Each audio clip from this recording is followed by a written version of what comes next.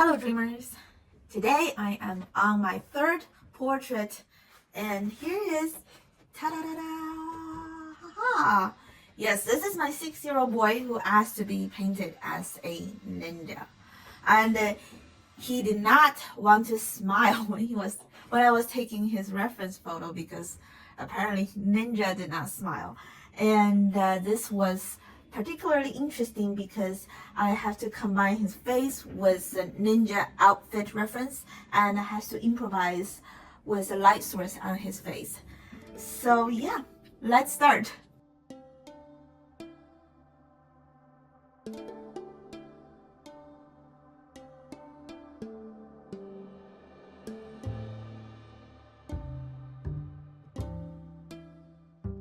I usually kick off my painting project on wet paper.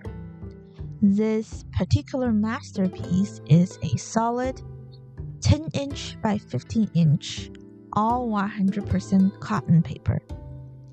To keep the paper wet long enough to allow myself more time to mix the paint on the entire painting without leaving incohesiveness or watermarks, I soak it front and back like it's been prepped for stretching. And so instead of allowing the paper to dry after stretching paper, I start painting right away.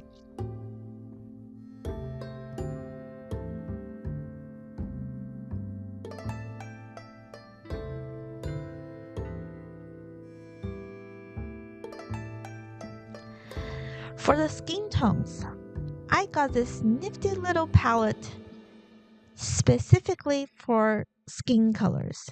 It's got just the right variety of paints to allow me to paint faces under different lightings and shades. By the time I've laid down the base layer for the skin and backgrounds, the paper is about 80% dry. So 80% dry paper is like the sweet spot. It's like the Goldilocks porridge. The brush strokes aren't too sharp, to leave exact details, but the paint does not wander off on its own either. It's perfect window to add texture and depth to the painting. As a reminder, if you're enjoying this video, please hit or smack or click the like button. This will help more people to see this video and help small channels like mine to grow.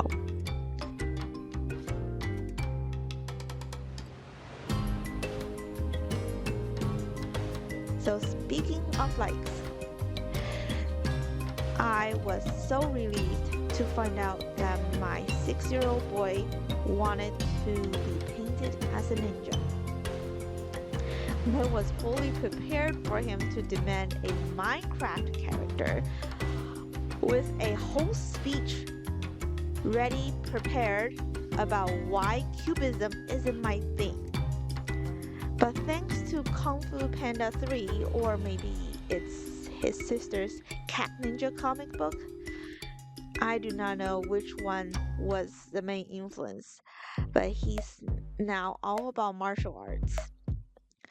So let's be clear, he's never actually done any martial art movement or classes, but hey, motivation, right? I can't wait to see if he can pull off the ninja moves I'm about to paint.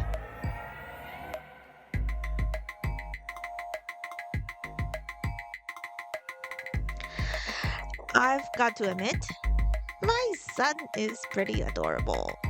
And if you disagree, keep it to yourself. But ever since he was little, he refused to be called cute. Bunnies and kittens are cute. My boy is cool, or so he claims. There has been countless hilarious moments where he lights up like little chirping birds over lollipops or park trips, only to suddenly remember he's supposed to be cool. And then he quickly switched gear by frankly rearrange his facial expression, trying to act all nonchalant with a, yeah, that's okay. I mean, I'm okay with that, dude.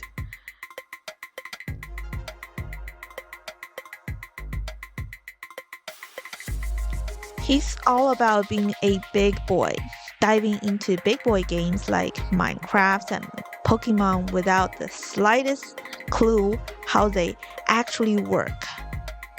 He was 5, for goodness sake. But that did not stop him from giving a full lecture on game mods and joint servers to his kindergarten buddies. That's how cool he was. As someone who grew up without siblings,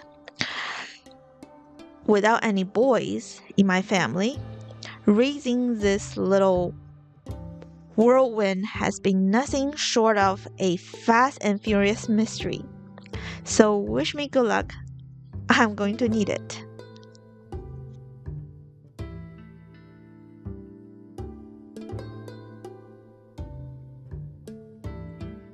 Sorry, I digress again from the painting. The struggle with this painting, definitely nailing the light source. In the reference photo, the lighting is hitting correctly, but the boy's head is turning to the left, which is the other direction.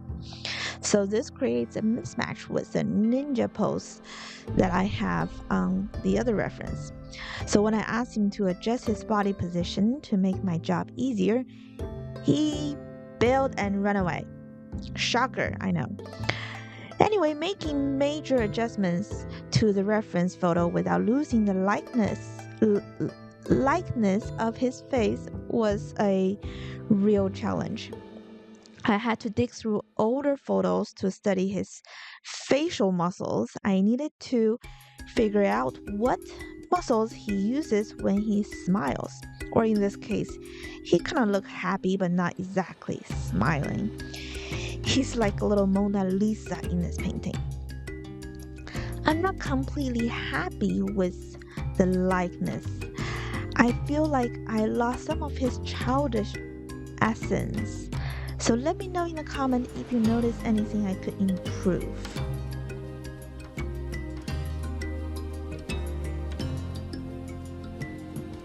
Oh, and I paint often and update with videos like this on a regular basis.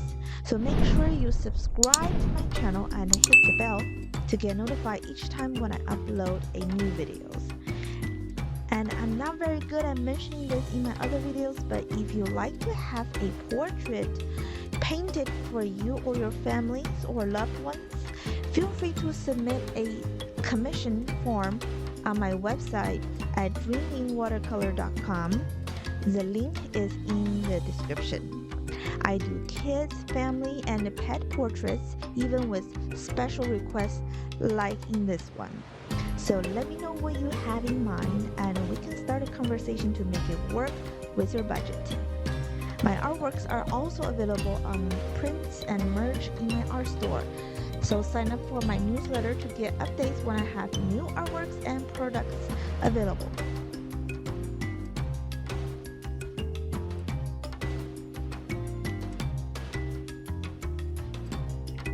In my previous video, I once mentioned that I rarely use black color in my painting. I usually mix my dark values with the color palette of the painting. The actual color I use here are pan gray and neutral tint. I must have used a half year worth of dark tint here, creating this very cool portrait. It's refreshing. The crimson red is a cool dark red color that complements the color theme here very nicely. I can already hear my son's reaction. Oh my gosh! Mommy, look! I am a ninja! I mean, it's cool, dude.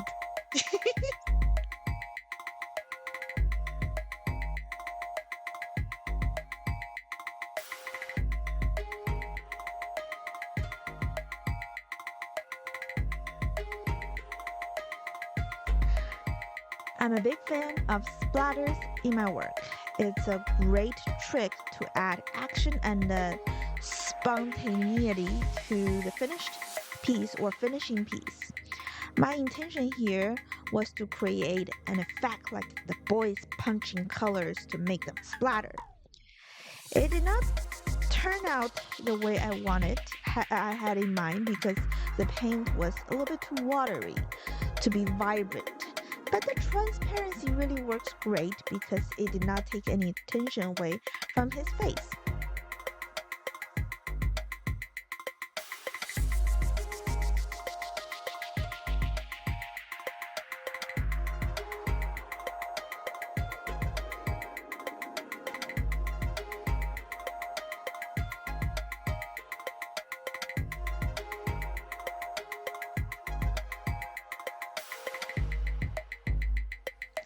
So there, if you like my work, check out this next video.